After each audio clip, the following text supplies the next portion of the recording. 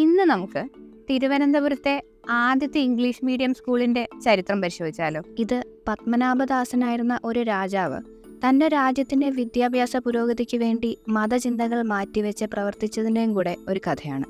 തിരുവനന്തപുരത്തെ ആദ്യത്തെ English medium school പ്രവർത്തനം ആരംഭിക്കുന്നത് 180 വർഷങ്ങൾക്ക് മുന്നേ ഇന്ന് ആയുർവേദ കോളേജ് ഇരിക്കുന്ന സ്ഥലത്ത് ഒരു ഓലമേഞ്ഞ കെട്ടിടത്തിലായിരുന്നു. അപ്പൊ ചരിത്രം ഇങ്ങനെയാണ്.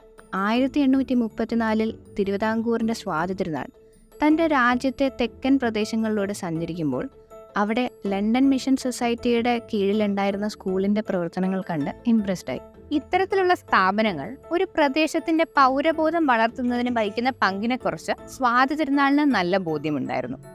തന്റെ രാജ്യത്തിന്റെ തലസ്ഥാനത്ത് ഇങ്ങനെയുള്ള ഇൻസ്റ്റിറ്റ്യൂഷൻസ് തുടങ്ങുന്നതിനായി സ്വാതി തിരുനാൾ നാഗർകോവിലിൽ ഈ സ്ഥാപനങ്ങളുടെ ചുമതലയുണ്ടായിരുന്ന LMSലെ ജോൺ റോബർട്ട്സിനെ തലസ്ഥാനത്തേക്ക് ക്ഷണിച്ചു.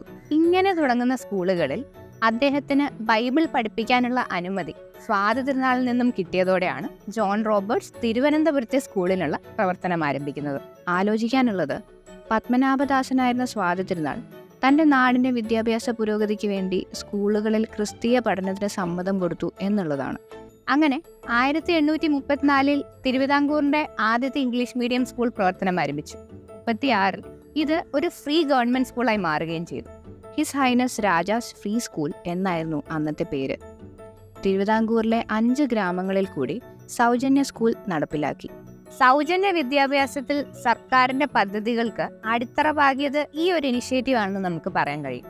അപ്പോൾ ഇതാണ് തിരുവനന്തപുരത്തെ ആദ്യത്തെ ഇംഗ്ലീഷ് മീഡിയം സ്കൂളിന്റെ ചരിത്രം.